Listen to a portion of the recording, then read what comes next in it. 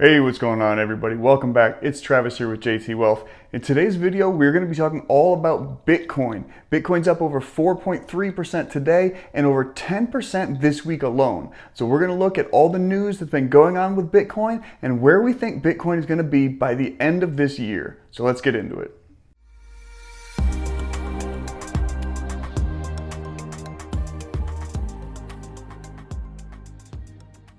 All right, like I said, welcome back everybody. Thank you so much for joining us. Hopefully you find something of value in today's video. And if you do, please give us a big thumbs up and consider subscribing to the channel as well. As I'm looking at it right now, Bitcoin is trading at around $36,300, which like I said, is up over 4% on the day and up over 10% on the week after that massive drop we saw in Bitcoin a couple weeks ago, right? So we're gonna look at the news in Bitcoin today, who is taking up big positions in Bitcoin, who is making moves towards the Bitcoin ETF world, and what else is going on in the world of Bitcoin that could lead you to believe that Bitcoin by the end of this year will still be at a $50,000 price target. So let's talk more about that. And since this is a video about cryptocurrency, specifically Bitcoin, I'll remind you guys that if you're looking for a new platform to open up a crypto investing option for yourself in your portfolio, check out the link in the description section down below to BlockFi, where just investing your money into Bitcoin on BlockFi will earn you 5% APY on the money you've invested in Bitcoin. Whereas if you just left the money in the stable coin that you utilize in BlockFi, which is the Gemini US dollar coin, you're gonna earn 8.6% on your money just by keeping it in BlockFi. That is going to far exceed any real or online bank savings account that you could find out there. So just consider using that if you're looking to invest in the cryptocurrencies and just make a little bit of money on the side. And on to the first piece of news for today in Bitcoin. Ark Invest is lending its name to the Swiss Bitcoin ETF and trying to push it to the US markets. So Cathie Wood's Ark Investment Management is lending its name to the Ark 21 Shares Bitcoin ETF. Now 21 Shares US LLC is an affiliate of Zug, Switzerland-based 21 Shares AG, is sponsoring the proposed ETF, with Ark providing marketing assistance. So trading under Ark Bravo or Ark B, the ETF will track the performance of Bitcoin as measured by the S&P Bitcoin Index. ETF analysts for Bloomberg Intelligence, Eric Balchunas, said this made sense because Wood is on the board of 21 Shares. This gives 21 Shares penetration in the US and it's on brand for Ark given how vocal and bullish they've been on crypto.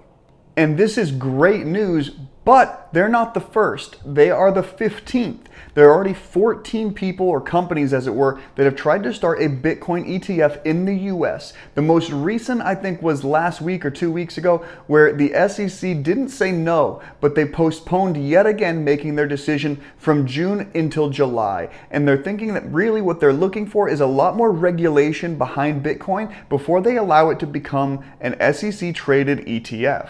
Now this is an article I found that was really cool, guys. It says, crypto long and short, the bear market may not last long, which is good news for all of you Bitcoin investors. And here's a chart I had found fairly recently before making this video off the FTX US website for Bitcoin, trading at just about $36,259, give or take the $36,300 I had mentioned at the start of the video. So obviously doing very good on the day and making up some lost ground. So saying cryptocurrencies are in a bear market is not a call to be taken lightly, and analysts have already made bear market calls prematurely on 2 occasions this year, numbly applying an off-the-shelf rubric, roughly a 20% drop in a market benchmark, to say that they're in that bear market. Whereas cryptocurrencies like Bitcoin being the benchmark for the overall market, Bitcoin dominance and its share of the estimated total market value of all cryptocurrencies is down to the mid-40s. And it still has no analogy in equities. If Apple, the largest company in the S&P at $2.2 trillion market cap, commanded as large a share of the S&P 500 total market cap as Bitcoin does of cryptocurrencies, it would be a $17 trillion company. As a result, all cryptocurrency returns generally have a very strong correlation to Bitcoin. Here's a quick chart showing the recent BTC bull runs that ended this time on April 14th, 2021. So you can see back in 2015, we had our bear days, 2016, 2017, 2018, 845 days of a bull run, then 361 days of bear run, followed by 192 days of bull, almost bringing us back to that 2018 high, a 260-day bear run, and the most recent 396-day bull run, bringing Bitcoin to its high of about $64,000 before we've started this quote-unquote most recent bear run. But for Bitcoin, a 20% drop is very common. On the way to new all-time highs, earlier this quarter we identified a simple method for determining whether such a drop or rise has ushered in a new market regime. So a change of 20% in the CoinDex Bitcoin Price Index, or XBX, followed by at least 90 days in which Bitcoin does not return to its previous high or low. So the XBX reached its all-time high on 14th of April at 64,888.99. But by April 22nd, it had fallen by more than 20% to a low of 50,500. Since that time, it's fallen to as low as 28,825.76, and as of Sunday, 24 days still remain until that 90-day threshold. So being that today is Tuesday, we're looking at 22 days left. But predicting that Bitcoin won't recover to 65,000 in the next 3 weeks doesn't feel like a particularly bold move.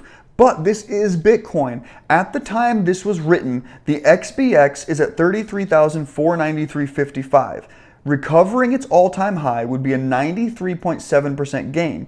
Since XBX inception in April 2014, Bitcoin has made such a 24-day run not less than 25 times.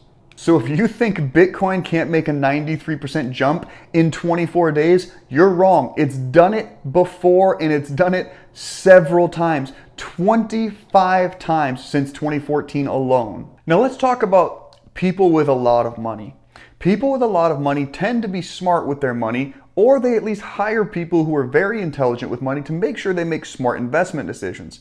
Say you were one of the highest paid athletes of all time, and your wife made even more money than you because she is a uber successful supermodel.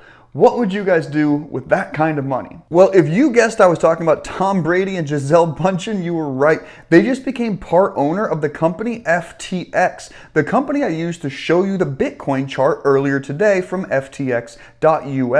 So they will each be taking an equity stake in FTX Trading Limited, the company behind Sam Bankman-Fried's FTX.com and FTX.us. If you're a US person like myself, you're going to want to log into FTX.us to try to utilize that platform. Now the couple are going to receive crypto as a part of a deal that makes Brady an exchange ambassador and Bündchen FTX's environmental and social initiatives advisor. The terms of their agreement haven't been exchanged, but it says they've already opened their Blockfolio accounts and are investing and trading the cryptocurrencies of their choice. This isn't the only agreement that FTX has made in sports-related marketing. The company said it entered into a sponsorship deal with the Major League Baseball last week that will put FTX advertising patches on all umpire uniforms starting next month. And Blockfolio enlisted a far younger NFL quarterback, the 2021 top draft pick Trevor Lawrence, in April in a deal that saw the former Clemson player take his entire paycheck in crypto. But wait, there's more. Very infomercial-esque. Check this out. This firm bought $489 million of Bitcoin. And which firm is that? MicroStrategy, ticker symbol MSTR. They're a $5.4 billion software company pioneering corporations moving a portion of their cash into Bitcoin. And the co-founder and CEO Michael Saylor saw the undeniable opportunity and sunk another $489 million into the company's latest Bitcoin purchase. They bought 13,005 Bitcoins one day before Bitcoin dropped below $30,000. That gives them a grand total of 105,000 Bitcoins, totaling a price roughly of $3.4 billion today. They wanted to remind everybody they only paid $2.7 billion for the crypto, so you're looking at almost $1 billion gain on their purchase. Now, I'll touch on this part of the article quickly. It's basically just saying, look, Square moved into Bitcoin, Tesla moved into Bitcoin, and then we get down to Paul Tudor Jones, one of the most successful and influential investors in history, is a big buyer of Bitcoin as well. JP Morgan CEO Jamie Dimon called anyone who owned Bitcoin an idiot in 2016. Today, it's one of his firm's largest holdings, and JP Morgan even has its own cryptocurrency. Ark Invest, a firm that's respected by the writer of this article, bought one of Bitcoin's recent dips. I mentioned earlier, Ark is also moving to make a Bitcoin ETF. Ray Dalio, the co-chief investment officer of Bridgewater Associates, the world's largest hedge fund, he's into Bitcoin. So money managers, hedge funds, retail investors, and everybody in between is jumping into the bandwagon for Bitcoin because it is one of those things that right now just can't be ignored anymore. Big money has started to realize that if they don't create a plan to get involved in Bitcoin, they're just going to be left behind. They have the money to do it, and they're finally taking advantage of that. With inflation rising the way it is and the dollar being devalued every single day, the government continues to print fake money. Bitcoin is going to be the way of the future. And even if the government decides to make its own cryptocurrencies, which our government and several others are considering, there's no way for them to completely replace Bitcoin, as the average person isn't going to accept a federal coin. That's like making the entire government completely responsible for everything you do with your purchasing power, right? It's not a good idea. The writer of that article also says towards the end there, he is still a Bitcoin bull and fully expects Bitcoin's price to break the $100,000 mark. He doesn't give a timeline for that, but that is still a massive growth from where we're sitting at today, even from the high of Bitcoin's $64,000 range. So that is something I greatly look forward to. But will Bitcoin get back to roughly that $50,000 mark by the end of this year? Let's check out an article that thinks it will do just that. So this came off Yahoo Finance and says Bitcoin price crash doesn't mean the $50,000 level can't happen this year. So the Bitcoin believers remain firmly entrenched in their outlook for prices this year for the benchmark cryptocurrency, despite the onset of another crypto winter. So though regulatory uncertainty in the US and elsewhere remains, Bitcoin strategy and fintech teams see the long-term case for digital assets, the transformational power of blockchain, a store of value in an increasingly uncertain and inflationary-prone world, stronger than ever, and we reiterate our year-end 2021 price target for Bitcoin of $50,000 and for Ether $5,000 if I said that awkwardly, and would take advantage of the present weakness to add to core holdings.